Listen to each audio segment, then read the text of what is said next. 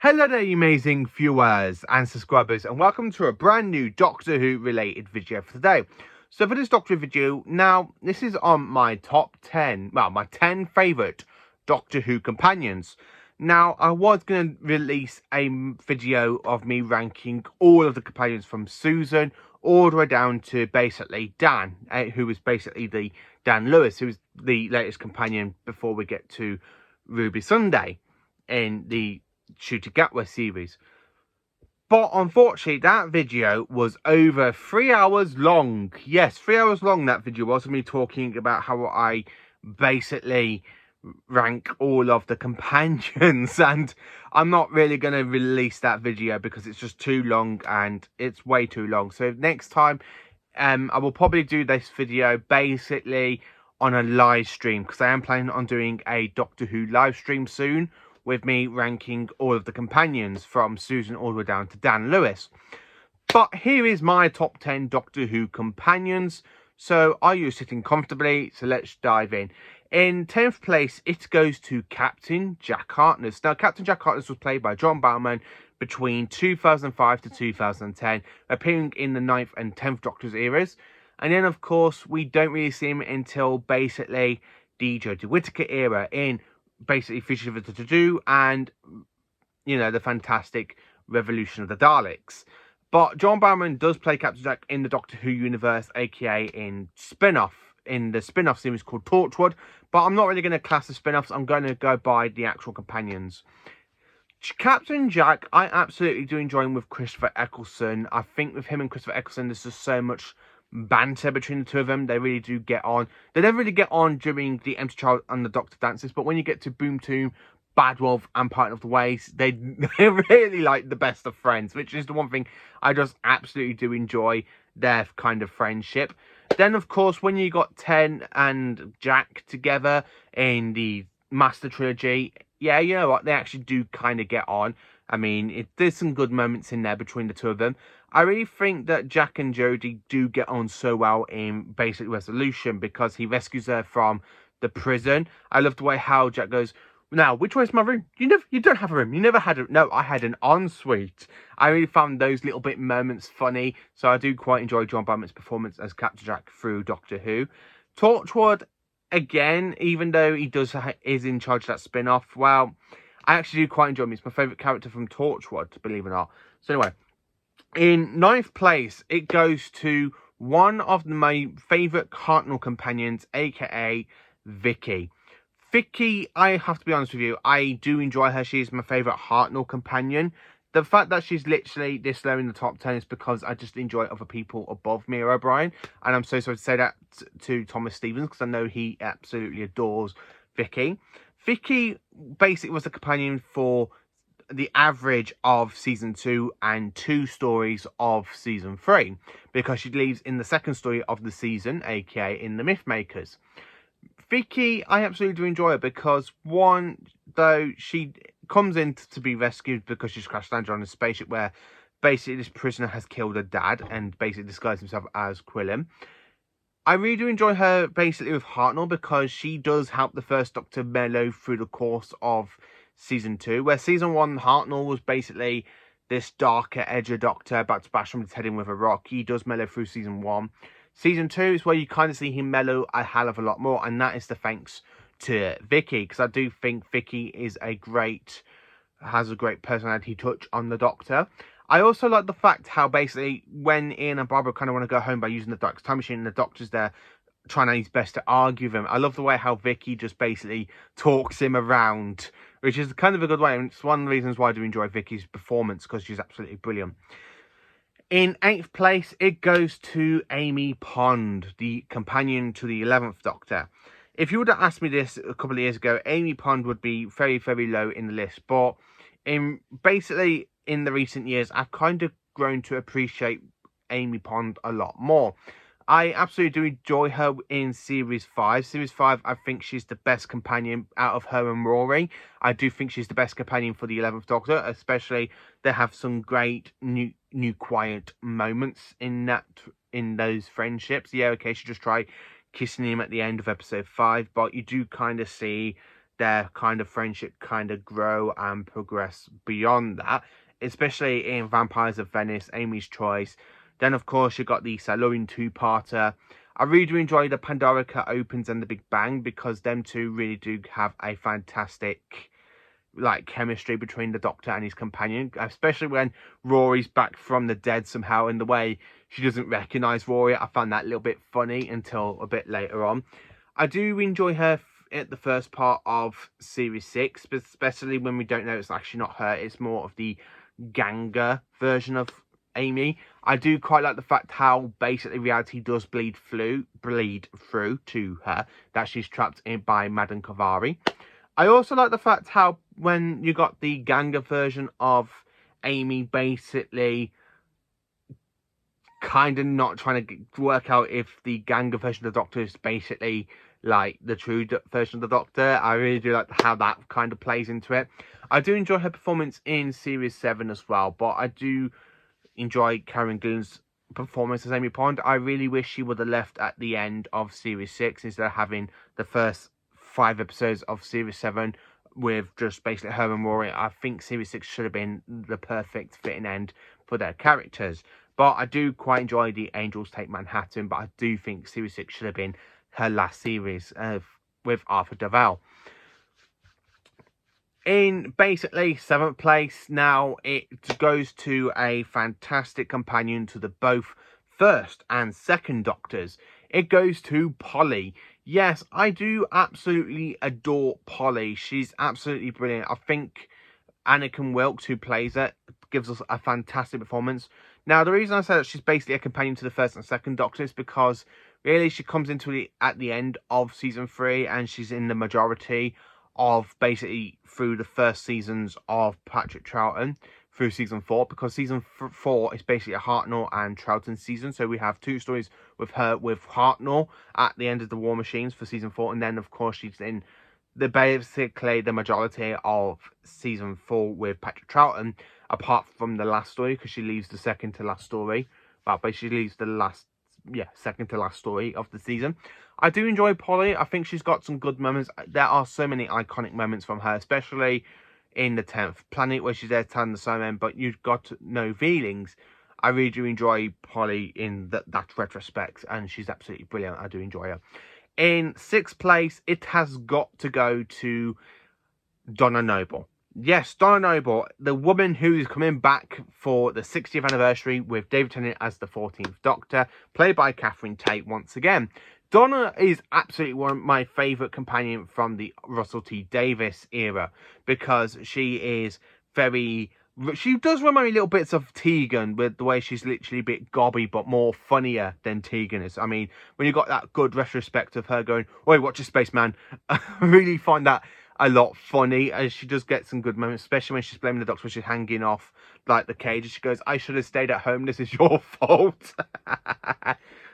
She does have a bit of a sad ending at the end of series 4, but I think that the 60th anniversary is going to kind of fix that. Donna does remember being the companion to the 10th Doctor, because she goes, "Something so bad has made the TARDIS run away." So we do know Donna is going to remember the Doctor. We do know her mind isn't actually going to blow up like the Doctor said it would have, because if she knows the TARDIS, surely her mind would have exploded. But the Doctor did something to her in the End of Time, where basically the Doctor explains that he put a kind of safety device on her to try and stop her from fully remembering, which is kind of a good thing. I do enjoy Catherine Tate's performance, so I'm quite looking forward to seeing her back in the 60th anniversary. Now we are into the top 5 companions for me. Oh god, the top 5. What can I say about these top 5? Well, the top 5 companions, so in 5th place, it's got to be Dan Lewis for Jodie Whittaker. I absolutely enjoy Dan's performances. He's absolutely brilliant and amazing. Don Bishop does so well with the character. I mean, he makes me laugh in so many places, especially when he gets kidnapped by Kastafin and he goes, "Well, we don't need your rescuing." And I love the way how Yaz tells him off. I love the fact how basically Yaz and Dan kind of have this love-hate kind of friendship going on, specifically during Flux and in the Series 13 specials, especially in Legend of CW where kind of Yaz makes him dress as a pirate, and I love the way how the Doctor goes, did you make Dan dress like this? Yeah, I really find those little moments funny, but John Bishop gives us a great performance. My favourite scene of his is basically he's talking to the Doctor in War of the Centaurans in Flux, where the Doctor goes, how did you get there? With this? And she goes, why have you got a wok to bash him on the back of the neck with? It still makes me laugh today. I absolutely do enjoy Dan's performance by John Bishop. I really do enjoy it. In fourth place, I have to say it goes to Nicola Bryant, aka Perry. I absolutely do enjoy Perry with Colin Baker's Doctor. I actually have grown to enjoy Perry a lot more thanks to the help of Big Finish, because I got a couple of audios with Perry with Colin Baker. Now, I do enjoy season 22. Yes, Perry does kind of argue with the Sixth Doctor a lot, and in the first 2 episodes of Trial of a Time Lord, in the main 2 stories, sorry, that you do see they're kind of like mellow in between season 22 and season 23. But Big Finish is there to help and kind of have that gap for them to kind of fill in, which is absolutely brilliant. I do enjoy Perry with Colin Baker. I think that her and Davison did get on so well, but the fact that she was joining literally towards the end of Davison's run, I really think that kind of hurts Nicola a little bit, because I think she could have got a little bit more to do with Davison's Doctor instead of going straight from the one story into Davison's last story and then basically having to be through the majority of the Sixth Doctor, who's basically gone through this weird type of basically regeneration. He's tried to strangle her, he's called her a load of names. He basically does try to strangle her, and of course the friendship does kind of mellow between the two of them, and they do enjoy a lot of adventures with each other, which is one of the reasons why I do like Perry. But I actually think Nicola Bryant is one of the best Doctor Who actresses I think come from basically 80s. I do enjoy her. She is my second favourite 80s companion. My first one you will see a bit later on. So anyway, in third place, now this one I'm going to have to say it is Sarah Jane Smith, played by Elizabeth Sladen. I absolutely do enjoy Elizabeth Sladen. I think she's fantastic. Now, the fact that she joins Doctor Who during the finale of John Pertwee's finale as the Third Doctor, she literally joins him in his last season, and basically her first stories come across with the Centaurans. She does meet the Daleks in 2 of her seasons with the 3rd and 4th Doctors. The fact that Sarah Jane basically has met the 1st, 2nd, 3rd, 4th, 5th, 10th, and 11th Doctors. Now, you probably wonder, why has she met the 1st, 2nd, and 5th Doctors? Well, she actually encounters them in the 5 Doctors. So she does know the Doctor has had so many different previous faces between John Pertwee and Tom Baker, otherwise. But I do like the fact how she does meet basically Richard Herndon's version of the 1st Doctor. She meets Patrick Troughton's 2nd Doctor, which unfortunately she never did in her time in the show. But I do like the fact how in the 20th anniversary special, she does actually meet the 1st, 2nd, and 5th Doctors. She meets the 10th Doctor in School Reunion, and I do like the fact how basically she's looked like shell-shocked at first, and that she introduces us to K9 once again, because K9, the Doctor left her with K9 Mark III at the beginning of a K9 and Company, a girl's best friend, in the spin-off, but he never got a main proper spin-off, unfortunately. I really do enjoy her in her own spin-off in the Sarah Jane Adventures as well. I really think Sarah Jane is one of the best companions to come out of Doctor Who's history. And the fact that she actually meets the 11th Doctor in Death to the Doctor, again, I really like the chemistry between her and 11, that she asks about that last body of his. Did he suffer? I love how the 11th Doctor basically goes, it always hurts for regeneration. But I really do enjoy Elizabeth Sladen's performance, and I really do enjoy Sarah Jane with the 4th Doctor mainly, because I really think that Sarah Jane and the 4th Doctor are just iconic together, especially in season 13, which is absolutely one of my favourite seasons of Doctor Who of all time. In fact, it's my favourite season of Doctor Who of all time. I really love season 13. I really think Elizabeth Sladen and Tom Baker get on so well. I wish we could have had them during Big Finish, but unfortunately Elizabeth Sladen did pass away in 2011. But her daughter has took over the role of Sarah Jane Smith, but I haven't actually listened to her performance yet, because I haven't got anything of that kind of audio run with her and Tom, and with basically with Tim Trelaw and Elizabeth Sladen's daughter. So I do need to dive into them a bit more for Big Finish. Now we are into the top 2 companions for my top 10. So in second place, now we jump into Tom Baker's basically second main companion after Sarah Jane and Harry, and that is Leela. I absolutely love Leela. She's from the last tribe of the 17 in that we actually do encounter in the Face of Evil. She is a stowaway, and the fact that basically she has grown from a character from when we see her and up to where she leaves the Doctor, where she falls in love with another Time Lord named Aldred and basically wants to stay on Gallifrey. I really do enjoy Leela's performance. In Big Finish, once again, Leela, played by Lewis Jameson, gives us a fantastic performance through Big Finish because I've got quite a few of her audios. I mean, I've got her in the Fitch Hinchcliffe era. I've got one story from season 1. I've got one story from season 4 with her. And then I've got one whole season with her with Tom in season 7. I do need to try and track down the other audios with Tom and Louise Jameson. I really love the fact Leela is basically this warrior because she always runs around with a knife, and I love the way how she goes, "Shall I kill him now, Doctor?" I love the way how the Doctor's there trying to teach her not to use weapons and knives and stuff, which is absolutely brilliant. I really do enjoy their chemistry, and I do absolutely love Leela. My favourite companion is literally on the wall behind me, so I'm literally going to grab that picture so I can show you. My favourite companion is Ace, played by Sophie Aldred. And here's a picture of me and my dad with Sophie Aldred at Comic-Con last year. As you can tell, my dad is dressed as Sylvester McCoy and I am dressed as Paul McGann's 8th Doctor from Big Finish. I absolutely love Sophie Aldred. I think she's one of the best companions to come from the 80s.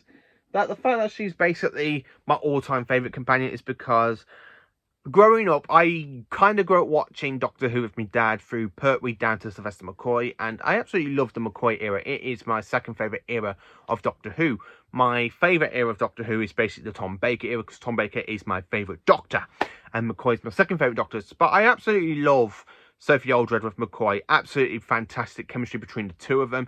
I really love seasons 25 and 26 because of their chemistry. In 26, I really love the fact how basically the Doctor is kind of manipulating her through Ghostlight and the Curse of Fenric, and the way he does that so well by manipulating her, does it so well, and their performance is absolutely brilliant. I really do love Survival, and the fact that she joins at the end of season 24 and we say goodbye to Bonnie Langford, aka Mel, who is basically returning in series 14, and quite love seeing how, I want to know how she kind of get back to Earth after she left with the TV in season 24.